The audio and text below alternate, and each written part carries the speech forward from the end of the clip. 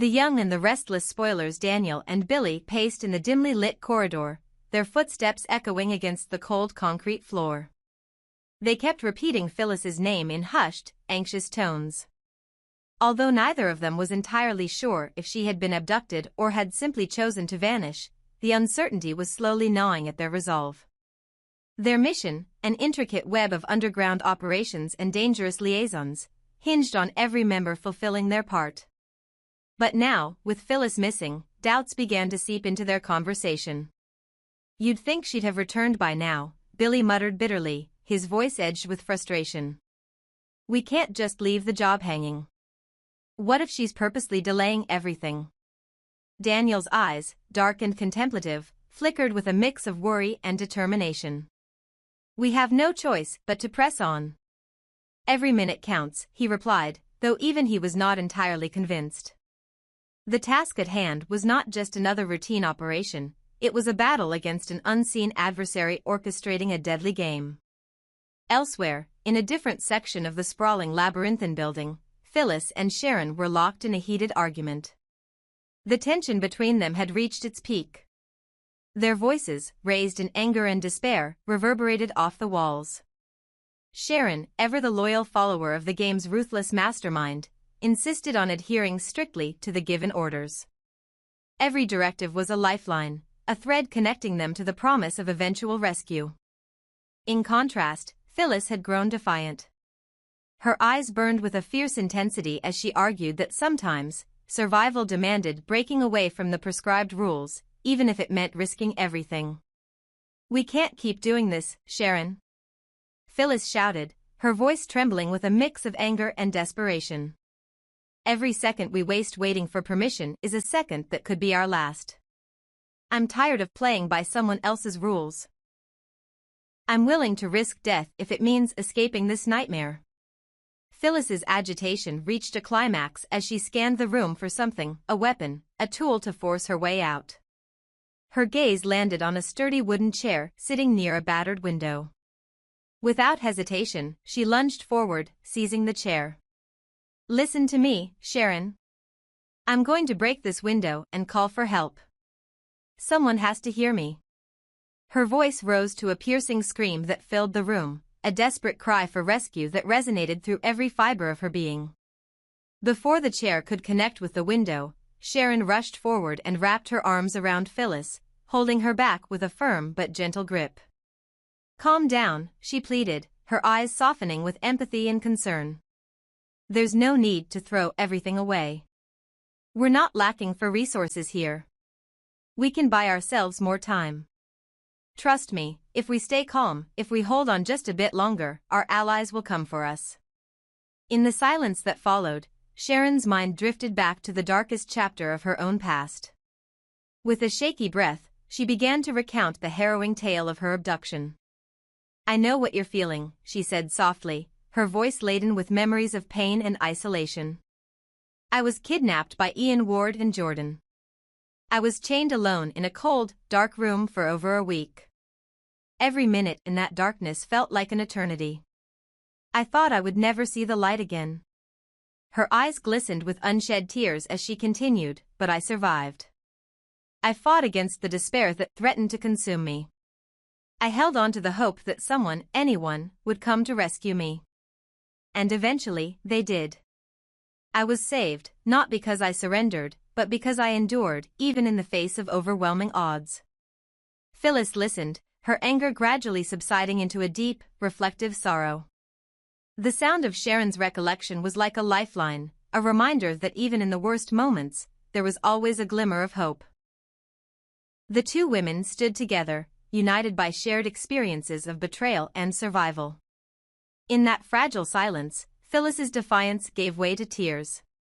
She collapsed into Sharon's arms, sobbing uncontrollably. "I'm sorry," Phyllis choked out between tears. "I let my fear and anger get the better of me. I've been so blinded by my own determination to break free that I forgot we're in this together. Once we're safe, I promise, we'll let go of all our grudges and forgive the past. None of this hatred or resentment is worth sacrificing our lives for." Sharon held her close, her own tears mingling with Phyllis's. "We'll get through this," she whispered. "I promise you. We'll overcome every obstacle, no matter how insurmountable it seems right now. Our survival isn't just about following orders, it's about trusting in ourselves and in each other." The room, once filled with the cacophony of clashing wills and desperate screams, now settled into a tentative calm. The conflict between blind obedience and reckless rebellion had not vanished, but it had softened into a shared understanding. Phyllis and Sharon knew that their only chance of escape lay in blending their strengths, Phyllis's unyielding courage and willingness to risk everything, and Sharon's calculated, methodical approach born of past trauma and survival. Back in the dim corridor, Daniel and Billy were unaware of the internal battles waging among their teammates. Their focus was solely on the mission, a mission now compromised by the uncertainty of Phyllis's whereabouts. Billy's frustration was not solely about her failure to complete her assignment, it was also a bitter reflection of the stakes involved. Each delay, each deviation from the plan, risked the entire operation. Yet, deep down, Billy harbored a small spark of hope that perhaps Phyllis's apparent recklessness was a calculated move, a way to force a change in the game's tempo. Daniel, ever the pragmatist, knew that waiting could be as dangerous as acting rashly. "We need to trust that she knows what she's doing," he reasoned aloud, though his voice betrayed a hint of doubt. "Every one of us is fighting our own battles. Sometimes, the best decision is to hold on and let time work in our favor." However, with every passing minute, the pressure mounted. The unseen clock of their deadly game was ticking relentlessly, and each second that Phyllis remained unreachable threatened to unravel the intricate plans Daniel and Billy had meticulously crafted. Their whispered debates became more frantic as the corridor darkened and the reality of their situation set in. Meanwhile, in the isolated room where Phyllis and Sharon now found solace in their unity, the conversation took on a tone of mutual resolve. Phyllis's earlier impulsivity was tempered by the gravity of their shared plight. "I can't stand by and do nothing," she admitted through tear-streaked cheeks. "Every rule, every command, it feels like a chain binding me to a fate I never chose. I want to shatter those chains, even if it means risking everything." Sharon nodded, her eyes reflecting both admiration and sorrow. "I understand, Phyllis. But remember, every moment of recklessness could be our undoing. I've seen what it's like to be trapped in despair, to feel the crushing weight of hopelessness in absolute darkness. We need to be smart about this, patient enough to let the right moment come, but bold enough to seize it when it does." As the night deepened, the two women began formulating a plan, a blend of Phyllis's fiery determination and Sharon's hard-earned wisdom. They would gather every resource available in the room, fashioning a temporary escape route. They would wait until the unpredictable allies outside made their move, even if it meant prolonging the agony of uncertainty. Their plan was not without risk, but it was their only chance at survival. Outside, in the oppressive silence of the corridors, Daniel and Billy continued their anxious vigil. Their conversation was punctuated by intermittent radio static, a reminder that communication with the outside world was as tenuous as their hope. Every crackle over the radio sent a jolt of anticipation through them, a spark of hope that Phyllis might be calling out for help in her own way. In that tense moment, the lives of all involved were suspended in a fragile balance, a deadly dance between order and chaos, obedience and defiance. The echoes of Phyllis's scream, the whispered assurances of Sharon, and the hushed debates of Daniel and Billy all interwove into the tapestry of a story where every heartbeat counted, and every decision carried the weight of life or death.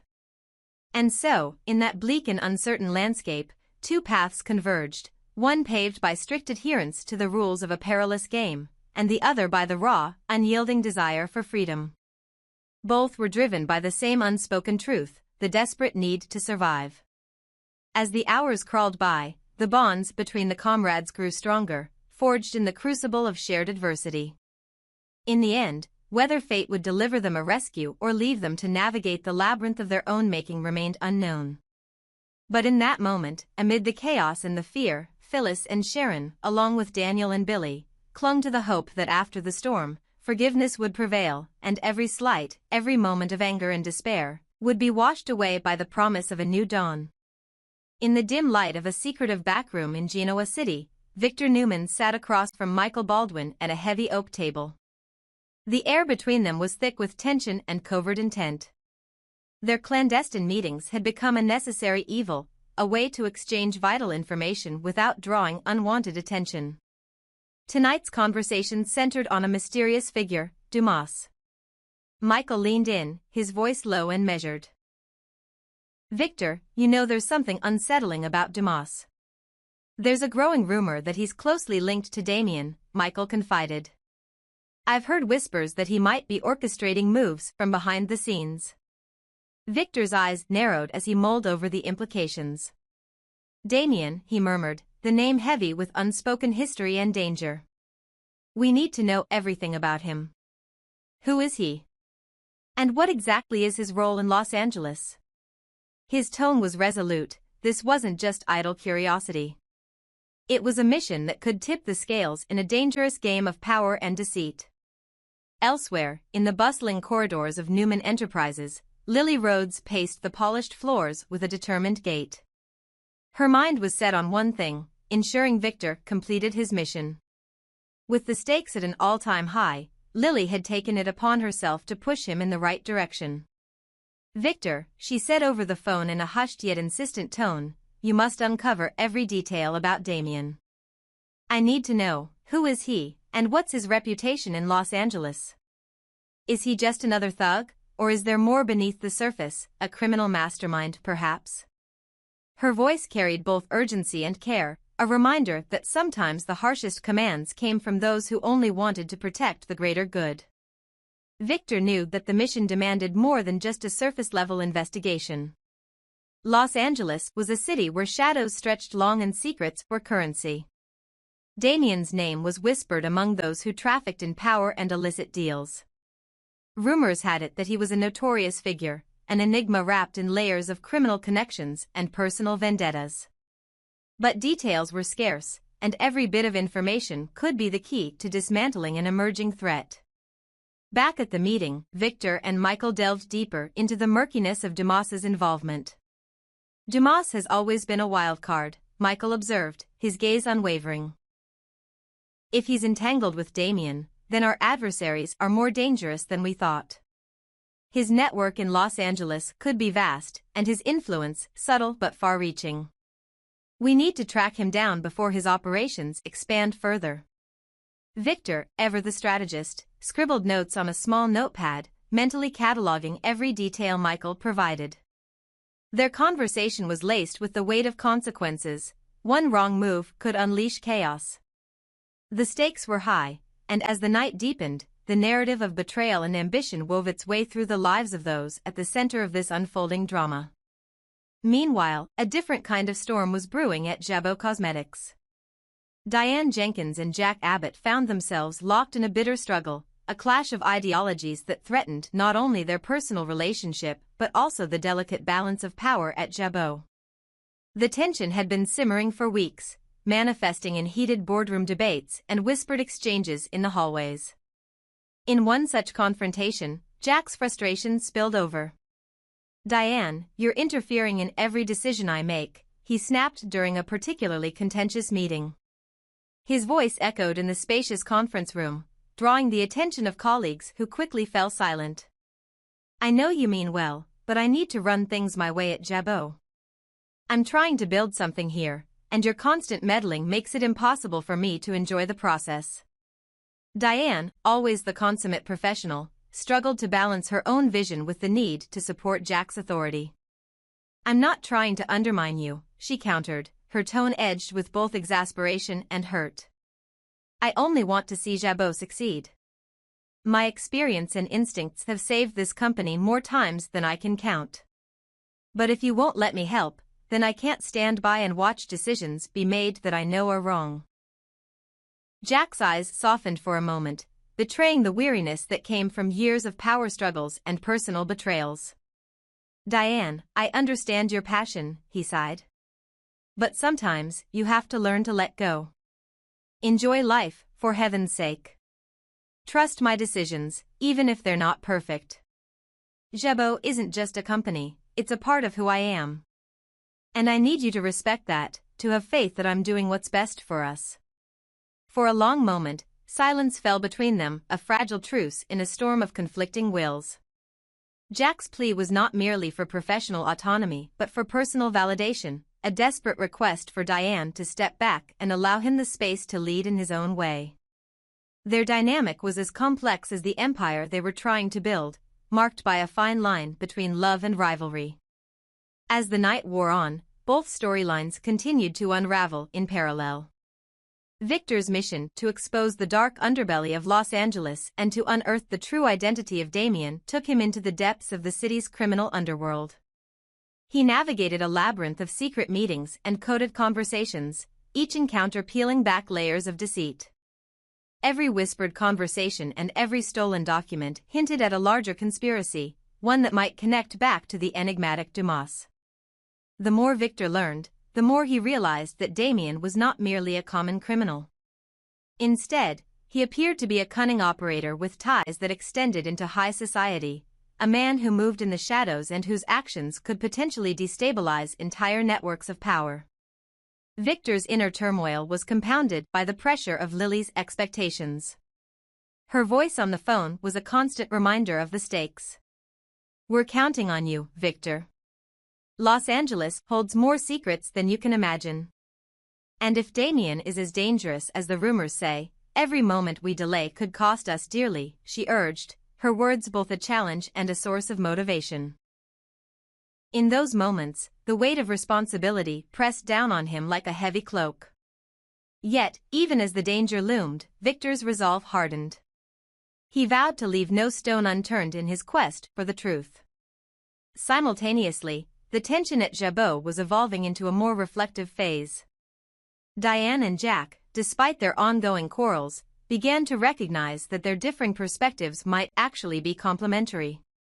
Over late-night discussions filled with both frustration and vulnerability, they slowly started to bridge the gap between their clashing visions. Jack admitted that his need for autonomy sometimes blinded him to the benefits of collaboration, while Diane came to appreciate the importance of respecting the leadership role that Jack had assumed. "I realize now that my interventions might be driven by my own fears of failure," Diane confessed during one of their quieter moments. "Maybe I need to trust you more, and not just in business, but in every part of our lives." Jack smiled, a gesture that spoke of mutual understanding. "And maybe I need to let you help without feeling threatened," he replied softly. "Jabo is our shared legacy. It's not just about making decisions, it's about creating something lasting, together." Their reconciliation wasn't an instantaneous cure-all, but it was a step toward healing the wounds that had festered over time. Back in Los Angeles, Victor's investigation led him to unexpected allies in dangerous confrontations. In smoky backrooms and dimly lit alleys, whispers about Damian grew louder. The elusive man was described in stark, conflicting terms, by some as a visionary with an iron will, by others as a ruthless criminal whose reach extended into every facet of the city's underbelly. One evening, after a tense meeting with an informant who claimed to have seen Damian near a notorious club in downtown Los Angeles, Victor found himself reflecting on the paradox of a man who could simultaneously command respect and instill fear. Was Damian a mastermind orchestrating a grand scheme from behind the scenes, or simply a dangerous opportunist preying on the vulnerabilities of a city in chaos? Each new piece of information only deepened the mystery. The connection with Dumas, an unassuming yet cunning intermediary, suggested that Damian's operations were intricately woven with the city's criminal networks. Victor's mind raced with possibilities, his strategic thinking honed by decades of navigating corporate warfare. The stakes were higher than ever. Not only did the safety of their organization hang in the balance, but the very fabric of their world seemed poised on the brink of disruption. As dawn began to break over the skyline of Los Angeles, Victor prepared for another day of covert operations. He glanced at the encrypted messages on his phone, each one a puzzle piece in a larger, dangerous mosaic. Meanwhile, back at Genoa City, the evolving dynamics at Jabo continued to reflect the turbulent interplay between personal ambition and shared destiny. Diane and Jack's evolving understanding of one another promised not only a stronger business alliance but also the rekindling of a connection that had been strained by relentless power struggles. In this unfolding drama of secrets, ambition, and human frailty, the paths of Victor, Michael, Lily, Diane, and Jack were intricately interwoven. Their stories, marked by clandestine meetings, relentless pursuits, and impassioned debates, were all parts of a larger narrative about the cost of power and the resilience required to wield it responsibly. As each character faced their own demons and desires, they were united by one overriding truth. In a world of shifting alliances and hidden agendas, trust, respect, and the courage to change were the most precious currencies of all. And so, with the stakes higher than ever, Victor embarked on his quest into the underbelly of Los Angeles, determined to unmask the true identity of Damian and to expose the dangerous ties that connected him to Dumas. Simultaneously, Diane and Jack began a new chapter at Jabo, a chapter defined not by conflict but by a mutual commitment to respect, trust, and the pursuit of a shared vision for the future.